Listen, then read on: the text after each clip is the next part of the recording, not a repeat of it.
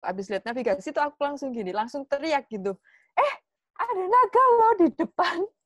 Terus dia yang, enggak kok nggak ada naga, tapi kok aku lihatnya harimau ya.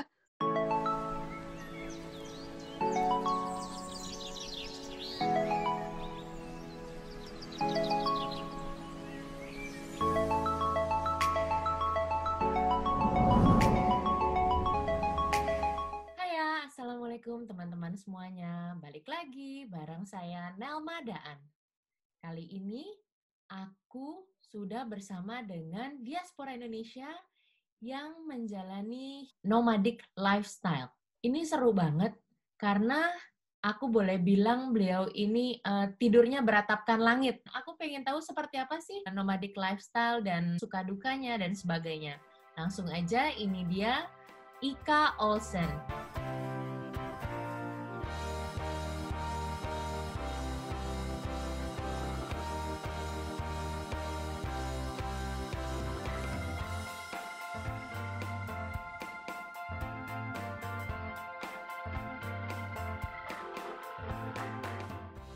Halo Mbak Ika, apa kabar?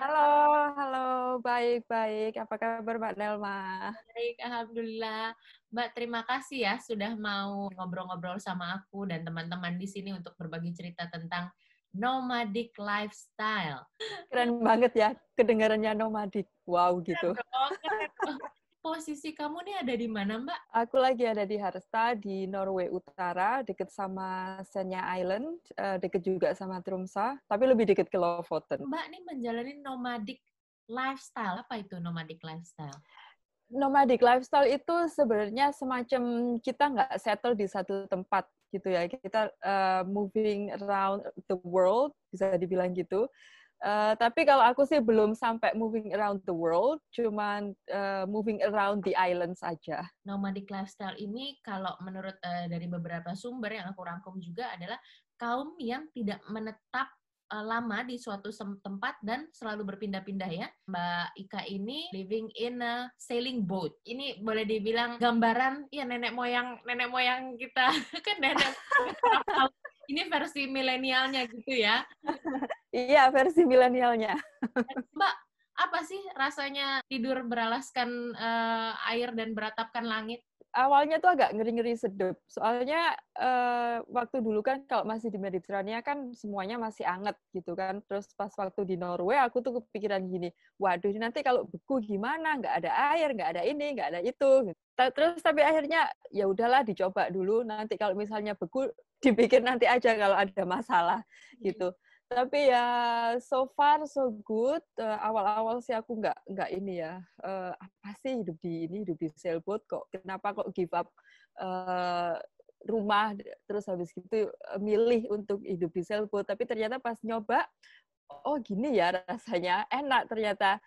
Terus habis gitu kita bisa lihat we get to see places that is like not mainstream places, karena biasanya kalau orang liburan perginya kalau misalnya ke Prancis pasti ke Paris. Nah, tapi kan kadang nggak kelihatan kalau tempat-tempat yang nggak ramai pengunjung, nggak ramai turis gitu-gitu toh. Nah, itu salah satu kemewahan yang aku dapat pas waktu living in a sailboat like this. Jadi Mbak dari tahun berapa Mbak menjalani lifestyle ini? Aku udah mau 2 tahun nomadik. Awalnya Mbak memulai ini dari mana? Jadi tahun lalu aku pergi sailing sama my boyfriend. Terus habis itu dia bilang gini, aku living in a sailboat. I was like, what? Kita udah 3 tahun bareng-bareng, tapi setahun itu aku nggak mau pergi ke sailboatnya dia. Tapi pas setahun kedua, ya udah lagi give it a try. Terus habis itu kita sailing waktu itu di Mediterania, di Spain. Dan ternyata kok, oh gini ya, oh why is this totally different? I mean, aku juga travel around, tapi pas waktu kita traveling with sailboat itu, udah ini beda banget feel-nya. Akhirnya, oke, I will try. Oh ya, ternyata oke. Akhirnya keterusan sampai sekarang. Jadi awalnya kita tuh mau sailing ke Norway, habis itu Greenland, Kanada, Florida, terus nyebrang ke Indonesia. Rencananya tuh gitu. Tapi karena pandemik, akhirnya saya stuck di Europe. Ya, jadilah udah berapa bulan ya? Udah hampir 9 bulan stuck terus tinggal di sini. Jadi ini udah lintas negara lagi, udah lintas benua dong, Mbak ya? Hampir. Mbak ini sendiri, bawa sendiri gitu? Apa ada nahkodanya lagi? Enggak, jadi aku berdua aja bawa. Ah, Jadi gantian kalau misalnya kita harus crossing ya, yang lebih dari 1 atau 2 hari, jadi kita shift-nya setiap 6 jam. Jadi 6 jam aku yang bawa, terus istirahat 6 jam dia yang jaga kayak gitu. Masya Allah, luar biasa loh ini. Kamu emang sebelumnya udah pernah belajar tentang ini, Mbak, mengemudikan? Enggak, jadi ya ini otodidak apa ya? Jadi awalnya dulu aku dulu nggak ini banget apa itu sailing, aku juga nggak tahu. Hari pertama banget aku sailing itu dari Spain, dari Barcelona ke Mallorca, terus habis itu kejebak badai di tengah-tengah laut. Aku yang gini, aduh, aku nggak mau mati konyol dong. Terus habis itu akhirnya kena seasick, motion sick, aduh parah deh. Terus tapi pas nyampe di Mallorca, ternyata badannya udah hilang, udah enak, terus sailing around, ternyata oh gini ternyata enak ya kalau kalau nggak sisik. Akhirnya sailing kedua aku bawa Antimo 1 tas. Kalau besoknya sailing, malamnya langsung minum Antimo dulu. Oh ya kalau nggak mabuk enak, bisa enjoy sailing. Tapi kalau udah mabuk itu aduh. Aku kebayang, jadi kalau misalnya di laut lepas itu dengan boatnya kita, ombaknya itu kan Masya Allah, Mbak, kelihatan tinggi banget kalau lagi ada badai segala macam.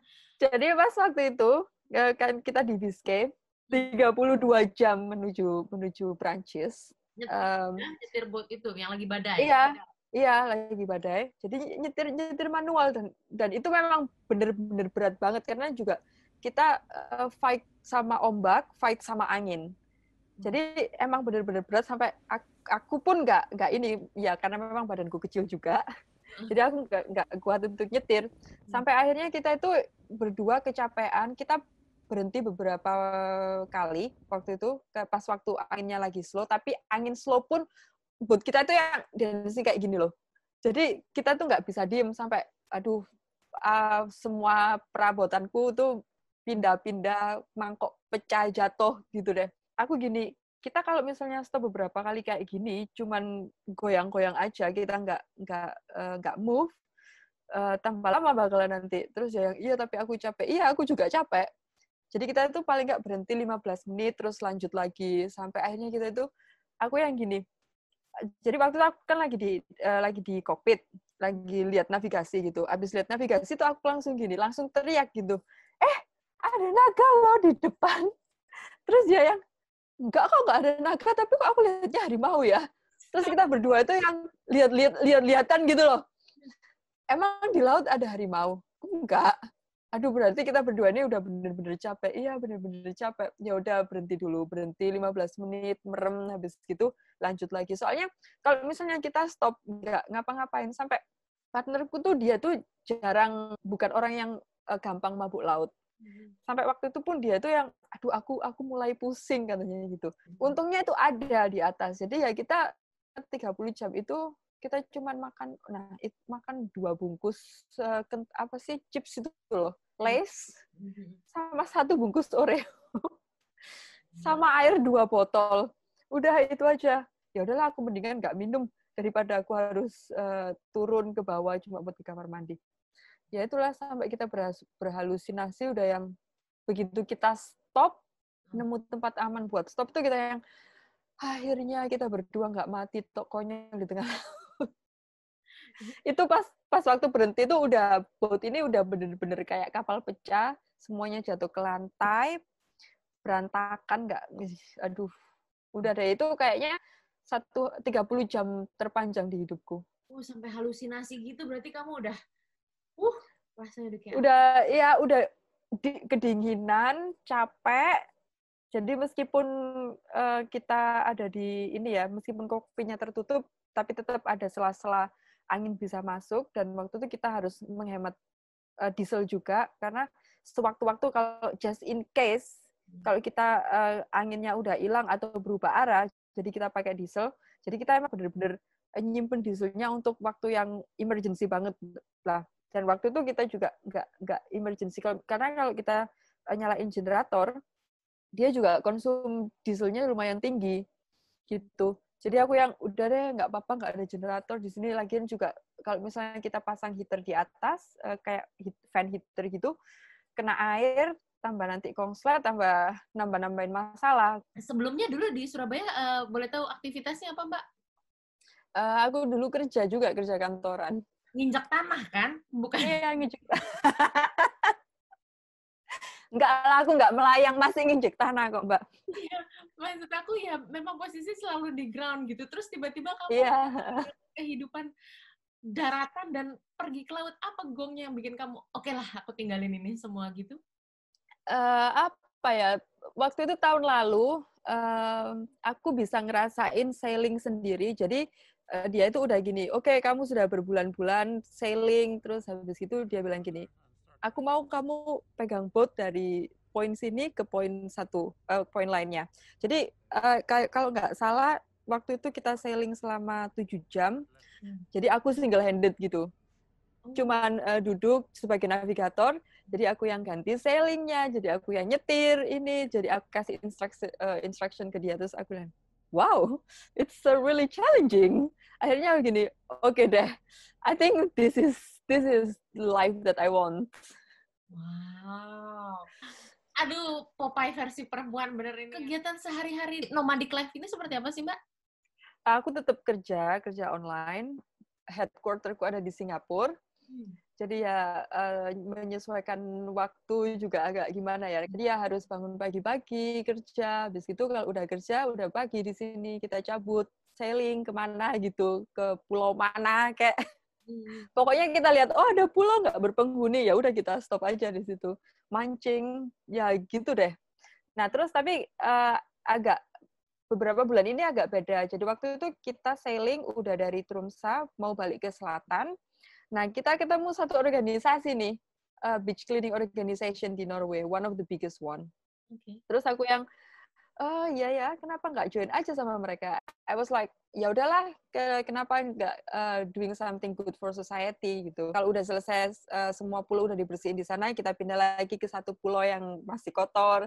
Ini sebenarnya enak ya, kalau misalnya kita dengar teman-teman rasanya tuh kayak every day is a holiday gitu kan? Ya, Iya. laut gitu terus santai, bisa iya banyak orang kan pengen ke beach gitu dan kamu bisa dapetin itu tiap hari gitu. Itu tapi senangnya. Nah, kalau nggak enaknya apa sih, Mbak? Keenaknya kalau misalnya gini, pas waktu kita sailing, kita kan pasti ngandelin weather forecast ya. Tapi forecast itu juga nggak selalu benar. Pas waktu itu kita ada di Bay of Biscay sebelum English Channel. Itu bay dari Spain menuju ke France. Nah, forecast-nya waktu itu bagus, tapi pas kita udah depart, udah ini benar-benar di tengah. Ada satu yang rusak. Waktu itu pompa hidrolik rusak. Pompa hidrolik itu buat apa? Jadi kalau di setiap boat itu kan ada setir ya. Nah, kita bilangnya wheel. Nah, itu buat movement-nya dari wheel ke rudder, itu ada pompa hidrolik. Nah, itu nggak bisa, itu pecah pompanya. Terus habis itu bad weather. Kita tuh yang, aduh, kok gini banget sih. Mau balik ke Spain waktu itu, tapi kalau mau balik pun jarak tempuhnya 20 jam. Terus mau continue ke France, jarak tempuhnya 36 jam. Terus aku gini, ya udahlah, ngapain kita mau balik lagi ke Spain, orang kita juga mau ke Norway kok. Udahlah lanjut aja ke France gitu. Akhirnya lanjut, jadi kita nyetirnya itu manual, langsung ke rudder. Jadi Paulsen duduk di belakang karena waktu itu ombaknya emang gede banget di sana. Nah, pas waktu ada ombak ngantem si ruddernya, waktu itu aku di belakang, akhirnya sampai keseret ke depan. Karena saking kuatnya aku nggak kuat hold. Akhirnya kita jalan selama sekitar 32 jam sampai akhirnya Coast Guard-nya itu kontak kita. Masya Allah, luar biasa. Terus habis itu nggak kapok? Enggak. belum kapok. Berarti sebenarnya partner kamu sudah lebih dulu mengenal nomadic lifestyle ini ya? Iya. Tapi ya dia udah tinggal kayaknya 7 tahunan deh. 7 tahunan di boat, aku baru 2 tahun. Rasanya belum umum ya untuk kita orang timur? hidup seperti ini gitu Mbak, apalagi di laut. Tanggapan keluarga seperti apa Mbak? They're like, I don't know what is in your mind. That's what my father said. Ya, terus aku bilang, ya gimana kan, you only live once, so I want to enjoy living my life. Kayak untuk kan perlu belanja grocery seperti itu. Ya, kalau misalnya kulkas sudah kosong, waktunya merapat, langsung aja kita merapat gitu. Jadi kita nggak apa ya, mungkin beberapa sailor mereka punya schedule harus kesini kesini kesini kesini gitu. Tapi kalau kita the plan is no plan ibaratnya. Jadi ya semau-mau elu gitu. Jadi Tapi kan itu the essence of living nomadic ya. You do whatever you want to do. Tapi biasanya kalau misalnya aku belanja gitu pasti paling enggak ya ada stok untuk seminggu. Mbak biasanya menghabiskan jadi berapa lama waktu untuk kalau kayak di darat deh, di darat aja? Di darat aja berapa lama? Maksimal 3 hari. Kalau udah 3 hari, misalnya 1 minggu gitu, aku udah yang, aduh kapan sih kita balik lagi ke laut? Oh my God, jadi ini beneran udah emang kayaknya nggak betah di darat ya? Iya, kemarin aku sempat tinggal di Belanda selama 1 bulan karena harus perbaiki. Jadi pas habis kena badai itu, pompa hidrolik rusak segala macam, juga kita kena accident pas di derek. Akhirnya kita harus ke Belanda, stay di sana selama kurang lebih 1 bulan. Akhirnya setelah declare emergency baru bisa. Iya, baru bisa masuk di area Prancis, di salah satu port di Prancis. Jadi ya udah isi di situ langsung pergi. Nah pas di Belanda itu aku harus stay di rumah. Jadi waktu itu kita nyewa rumah gitu selama 1 bulan. Aku yang minggu pertama masih oke lah, enjoy. Soalnya waktu itu kita tinggal di kayak apa ya, National Park gitu, deket banget sama National Park. 1 minggu oke, minggu kedua udah mulai stres. Aduh, kapan sih ini selesai? Ayo kita jalan-jalan ke pelabuhan atau kemana gitu. Minggu ketiga tiap hari orang yang ada di shipyard aku teror. Jadi gimana? Ya saya sudah selesai. Oh belum ibu. Besoknya telepon lagi. Gimana? Sudah selesai. Waktu kamu awal-awal gitu ya sebagai nomadic lifestyle ini, adaptasinya tuh berapa lama Mbak? Oh, adaptasi tuh sampai hampir 6 bulan aku baru bisa bener-bener adaptasi. Karena gini ya, hidup di sailboat sama hidup di rumah itu totally different. Kalau misalnya di rumah, kalau misalnya ada atap bocor apa, tinggal telepon kan. Apalagi kalau di Indonesia, everything is like one call away. Tapi pas waktu kita hidup di sailboat kayak gini, kita harus tahu paling enggak tentang electricity di sini tuh gimana sih, cara kerjanya engine ini gimana sih, cara kerjanya ini gimana sih, dan terus juga karena aku juga nggak ada formal course buat jadi sailor atau kapten kapal, jadi semuanya itu otodidak. Jadi pas waktu kita sandar di dock, kan kita pakai tali.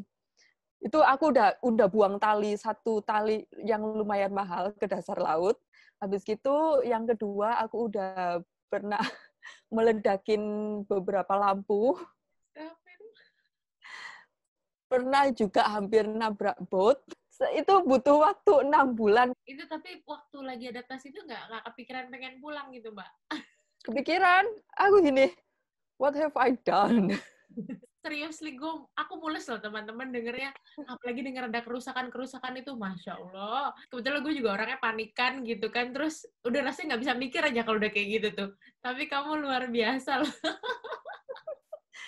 Apa sih Mbak yang perlu dipersiapkan ketika kita mau menjalani nomadic life ini, Mbak? Sorry to say, tapi aku dulu pas waktu sebelum aku memutuskan kalau aku mau pilih nomadic lifestyle, aku bener-bener ngitung keuanganku gimana. Itu yang pertama banget aku hitung. Kalau misalnya aku harus tinggal di boat, terus habis gitu kantor nggak ACC, kalau aku working remote kan ya gimana gitu. Berarti aku harus mau nggak mau cari kerjaan freelance lain. Paling nggak tabunganku cukup buat nggak kerja selama 2 tahun. Kalau aku sih itu. Nah, tapi partnerku tuh yang udahlah, aku tabunganku cukup. Kan kita bisa saling support. Jadi misalnya kalau ada pengeluaran besar kayak kita harus maintenance boat apa-apa, kita pakai duit dia. Tapi kalau untuk sehari-hari pakai duitku. Pertama kali yang kita omongin sih itu. Yang kedua, karena aku sailing dan keliling-keliling dari satu negara ke negara lain atau ke benua lain, jadi aku benar-benar perhitungin visa dan lain-lain juga. Artinya memang kepuasan yang kamu dapatkan sekarang ini terbayar meskipun kamu harus spending banyak untuk ngurusin itu. Ini menarik ya, mendengarnya itu menarik banget. Tapi masih nggak kena gitu Mbak sama gue. Maksudnya kalau gue harus living in a boat gitu yang nggak tahu sampai kapan, terus nggak tahu nanti badai datang kapan. Ceritain sedikit dong Mbak, serunya hidup di laut tuh gimana sih Mbak? Maksudnya sampai bener-bener ini loh yang gue tinggalin tuh ternyata di sini tuh lebih seru gitu. Serunya itu pas waktu itu gini, karena aku juga suka laut dan apa ya, I like to be free. Terus aku juga nggak begitu suka berkunjung ke tempat-tempat yang sudah mainstream. Nah, waktu itu aku nyebrang dari Belanda langsung ke Norway. Itu tuh yang wow banget. Jadi sepanjang perjalanan itu langitnya itu udah bener-bener bagus banget. Sunsetnya juga bagus banget. Terus habis itu pas waktu kita udah di Norway nih, kita sandar di satu tempat pulau gitulah, dan pulau itu tidak berpenghuni. Tapi ada satu rumah, di Norway ini ada satu cabin yang bisa dikunjungi for free. Tapi you have to take care of it. Itu yang bener-bener everything is for free lah. Kita nggak bayar apa-apa. Itu sih. Terus yang lain lagi, ini, pas waktu sailing kemarin tuh, orang kan biasanya ke Norway lihat aurora kan ya. Nah, aku kemarin pas sailing tuh, sailing di atas nih ada aurora lagi jalan gitu. I was like, okay, this is what I want. Wow. Dan itu nggak akan bisa didapetin kalau misalnya kita masih di darat. Oh, satu lagi. Kalau misalnya pas waktu dulu aku masih di Mediterania, orang yang sailing, it doesn't matter how big is your boat, mau yang gede, mau yang kecil. Kalau kita udah sailing di Mediterania, pasti kumpulnya itu sama orang-orang crazy rich gitulah. Pas waktu aku di Mediterania, waktu itu aku kalau nggak salah di Prancis, di Cannes. Nah, pas waktu itu di sana aku ketemu kalau nggak salah dia prince dari Maroko. Okay. Jadi dia ke sana tuh pakai super yachtnya dia. Kita bersebelahan gitu. I was like, oh kapan lagi ketemu sama Prince of Morocco? Itu juga salah satu kemewahan yang ini ya, yang nggak bisa didapat kalau kita Iya. di darat ya. Kalau hidup di boat seperti ini ya, expense-nya tiap bulan tuh apa aja sih yang perlu yang harus kita bayarkan, Pak? Kalau dulu di Mediterania, expense 1 bulan itu selain untuk makan minum, expense untuk pelabuhan. Kalau pas di Mediterania dulu tuh bervariasi banget harganya.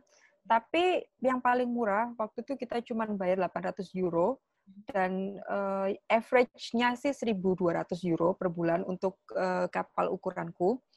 Tapi kalau pas kita di Norway, expense-nya lebih ke, oh ya, sama maintenance ya, pas dulu. Kalau maintenance itu udah emang harus ada sekian duit buat maintenance. Karena di boat ini kan begitu banyak komponen yang kita nggak tahu kapan rusaknya. Meskipun di daftar, kalau misalnya komponen ini bulan ini, tanggal ini diganti. Tapi tiba-tiba, entah God knows what happened, tiba-tiba rusak dan harus ganti. Terus biaya asuransi juga, asuransi life insurance sama asuransi untuk boat juga, itu juga penting. Terus ya itu sih, aku beberapa bulan lalu itu expense untuk maintenance itu bisa sampai 20.000 euro. Waktu itu aku dapat accident yang tidak di-cover sama insurance. Dan boat itu memang benar-benar harus dirawat. Kalau semakin tidak dipakai, semakin bengkak biaya maintenance-nya. Dan setiap 1 tahun sekali ada annual maintenance, kirim boat ke shipyard, nanti dia angkat, terus habis gitu ada di darat, dicuci segala macam, ganti sail, ganti ini itu, terus habis gitu pasang anti fouling, biar anti fouling itu biar kan kadang kalau misalnya kita stop di laut gitu ya, stop di harbor, airnya kotor apa-apa, jadi di hull bagian bawah dari boat itu bisa kayak tumbuh barnacles, ditempelin sama barnacles, muscles atau apa ya lumut-lumut gitulah. Nah itu harus dibersihin. Kalau enggak pembuangan atau apa itu nanti bakalan tersumpat. Terus untuk kita bilangnya cat plotter ya, itu map yang kita pakai sekarang. Nah itu nggak gratis. Ada subscribe-nya gitu loh. Dan itu per area. Kalau misalnya kita beli subscribe-nya untuk Mediterania, berarti cover-nya cuma dari area Mediterania aja, dari Greece, Italy, France sama Spain, terus Portugal. Buat petanya kan? Peta jalan peta jalan laut. Iya. Jadi bisa kelihatan depth-nya berapa, terus habis gitu ada markers-nya juga. Jadi ada tanda kalau di laut itu yang harus kita lihat, terus habis gitu lighthouse kayak gitu-gitu. Terus safe harbor-nya di mana? Jadi passage ke harbor-nya itu kayak gimana? Informasi-informasi yang benar-benar kita butuhin sih. Wow, menarik banget ya ternyata. Tapi ya buang duitnya juga luar biasa. Juga menarik. Tapi Mbak, ini kayak misalnya kayak gini, listrik gitu, bayar listrik nggak? Kalau kayak gini gimana sih? Oh iya, jadi gini, di boat itu kalau misalnya kita lagi lempar jangkar dan kita nggak ada di harbor, kita pakai generator. Generator kita lumayan gede lah, 9.000, bisa narik 9.000 watt. Tapi kalau pas kita di harbor, kita bayar harbor fee. Kalau di Norway itu lumayan murah. Harbor fee-nya itu cuman paling mentok-mentok 45 euro. Itu pun di kayak kota-kota besar kayak Bergen, Buda, sama Tromsø. Itu 3 kota yang lumayan mahal. Tapi selain itu kita paling bayar cuma 20 euro untuk boat ukuranku. Tapi ketika kita di Mediterania, di very touristic place, kayak Spain, kayak Barcelona, atau kayak Marseille, Toulouse, gitu-gitu, kita pernah bayar sampai 150 euro per malam. Untuk standar di port, jadi pas kita masuk ke port, kan kita nanti dapat air sama electricity, terus sama bisa pakai toilet mereka. Untuk air gimana Mbak? Minum langsung dari ngolahnya apa botolan? Enggak. Jadi aku punya water maker. Dia bisa bikin air dari air laut ke fresh water. Nah, water makerku itu bisa bikin sekitar 60 liter per jam. Nah, aku ada water tank di boat. Water tankku sekitar 1.000 liter lah. Jadi ya kalau misalnya iya buat mandi, buat masak gitu-gitu, oke lah selama 1 minggu kalau cuma berdua ya. Ya udah nyaman banget juga sebenarnya ya. Iya. Tapi ya itu larang. Nah. Tapi ya larang Mbak. Wes, aduh. Jadi Mbak, rencana mau sampai kapan? Aku tidak bisa membayangkan aku bakalan balik hidup di rumah, at least dalam waktu 10 tahun. Jadi rencana kita mau saling di Norway, tapi karena aku udah taken kontrak sama NGO di Norway buat beach cleaning tahun depan, full year, doain aja kita dapat kontraknya. Jadi aku harus, kalau dapat kontraknya, aku stay di Norway selama 1 tahun.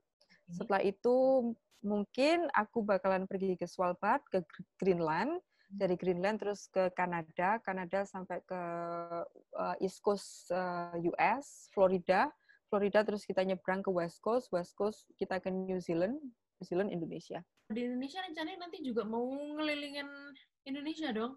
Iya dong, harus dari Merauke ke Sabang. Aku masih ini di area Raja Ampat, terus di Banda Neira. Di mana itu ya? Terus di bawahnya Maluku. Oke. Jadi ada Pulau Banda Neira. Itu sebenarnya tempat ini sih, kalau misalnya ada sailor yang mau nyebrang kemanapun, kalau ke arah utara itu mereka pasti stop di situ. Terus ada lagi di Lombok, itu di Gili Gede. Ada satu marina yang quite big di sana, tapi areanya juga nggak rame. Tapi bagus banget. Tempat snorkeling paling bagus lah di Lombok menurutku ya. Ya, kan itu nama-nama yang jarang memang kita dengar atau turis datangin buat liburan untuk lihat tempat. Iya, tapi itu tempat yang famous banget buat sailor dari Australia gitu loh. Aku juga sampai gini, kok pemerintah nggak ada rame-rame ya membangun Indonesia untuk para sailor, kalau orang yang living in a sailboat like this. Padahal itu kalau menurutku ya devisa yang lumayan banget. Ambil contoh port yang ada di Gili Gede ini, 1 bulan untuk boat ukuranku 17 meter, itu tarifnya 12 juta. Nah, kok nggak ada yang garap? Itu yang punya kalau nggak salah orang Australia. Tapi overall, untuk sailing, aku masih belum lihat Indonesia as a sailing destination. Lebih ke mainstream kayak Bali, party, kayak gitu-gitulah. Kita punya source-nya ya, padahal ya, ternyata itu bagus Iya, banget. iya, padahal banyak banget pulau-pulau yang kalau kita bilangnya bukan sailor ya, yaktis, yang stop di Indonesia terus habis gitu keliling-keliling. Indonesia sendiri banyak nggak sih? Ada komunitas? Uh, aku ada kenal satu orang Indonesia, dia single handed, maksudnya kita sendirian di boat, pegang terus handle, nyetir segala macam sendirian di boat. Itu dia dari San Francisco ke Bali loh. Waktu itu dia sempat masuk Kick Andy kalau nggak salah. Terus ada juga komunitas-komunitasnya nggak gede banget, tapi ada. Untuk di seluruh dunia ini, tapi ini udah jadi komunitas yang besar banget, udah banyak banget belum sih Mbak orang yang Oh ya, ini? kalau di Mediterania itu gede banget komunitasnya. Mungkin karena ini ya, kalau di Western countries kan mereka make more money.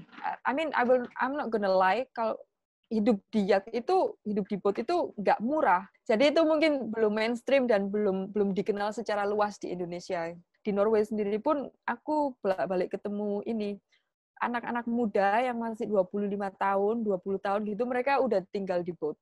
Menarik ya.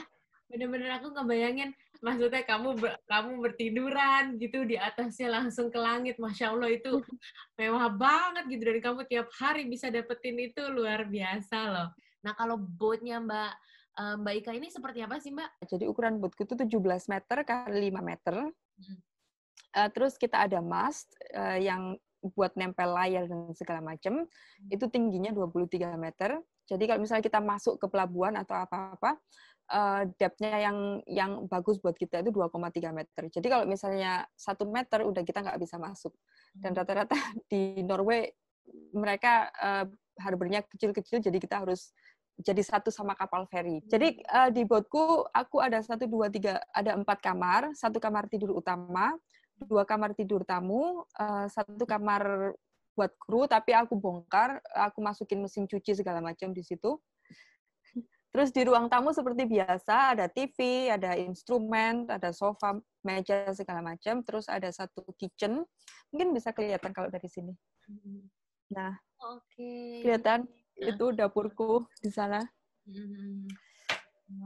Kamar mandi ada 1, 2, 3, 4. Nyaman ya gitu, kayak apartemen atau mungkin kayak rumah ya, udah 4 kamar gitu kan sebenarnya, tapi bedanya ini nggak jejak tanah gitu. Iya, betul. Sebenarnya ya kita bisa bilangnya rumah terapung ya. Pelajaran hidup apa yang menurut kamu dapatkan dengan hidup seperti ini? Pelajaran yang paling aku dapat di sini itu live your life while you can. Karena kesempatan itu nggak datang sekali. Begitu kesempatan udah di depan mata, ambil aja. Masalah nanti bisa ngejalanin atau enggak, udah masalah belakangan. Dan apalagi ketika kesempatan yang ada, jangan disia-siakan. Ternyata dengan kita sambil jalan, kita kan bisa lihat ya Mbak, ada opportunity apa gitu. Pasti ada caranya nanti ketemu gimana kita bisa survive gitu ya Mbak. Nah, iya. Terus juga gini, jangan terlalu close minded gitu kata orang. Waktu dulu aku gini, apa sih, ngapain sih hidup di laut? Emang apa untungnya? Terus emang kalau misalnya bisa pindah-pindah, and then what? Jadi jangan terlalu apa ya, mungkin kita tahu banyak tentang A, tapi kan kita nggak tahu tentang what is happening in the other part of the world. Satu lagi kata penutup dong. Kalau misalnya teman-teman mau mulai ini, ada kata terlambat nggak sih? Nggak ada kata terlambat. Kalau saranku sih, kalau misalnya mau hidup di laut atau mau jadi sailor kayak gini, ikut ini aja, ikut volunteer dulu. Kan volunteer kan nggak bayar. Itu kan traveling gratis. Biasanya kalau volunteer itu makan dan tempat tinggal disediain sama host. Dan itu banyak banget orang-orang yang punya boat. Mereka butuh kru atau butuh deck hand atau bantu-bantu bersih-bersih boat gitu. Tapi mereka bakalan provide makan sama tempat tinggal. Nah, itu manfaatin aja kayak gitu. Seru banget ya, aku baru denger soal ini dan dapat banyak cerita dan gambaran betapa serunya hidup di hidup nomadik ini dan jadi pelaut. Waduh, ini rasanya bener deh kalau misalnya nenek moyang kita seorang pelaut dan Mbak Ika sudah menggambarkannya. Teman-teman, pilihannya ada di kamu gimana? Mau tidur dengan kemewahan beratapkan langit, atau kembali menginjak tanah dan seperti padatnya ibu kota. Semua ada plus minusnya. So, Mbak Ika, terima kasih banyak buat obrolan ini seru kita hari ini. Mudah-mudahan makin banyak lagi teman-teman yang bisa terinspirasi dan termotivasi. Mbak Ika, ada yang mau disampaikan buat teman-teman yang nonton, Mbak? Kalau misalnya ada teman-teman dari Indonesia yang mau hidup di laut atau nyoba-nyoba, bisa kok datang ke boatku, tinggal 1 atau 2 bulan di sini asal mau cuci piring. Enggak bercanda. Aku kasih nanti kontaknya Mbak Ika ya. Instagrammu boleh ya. Mbak Ika, salam untuk Popeye, Mbak Olive.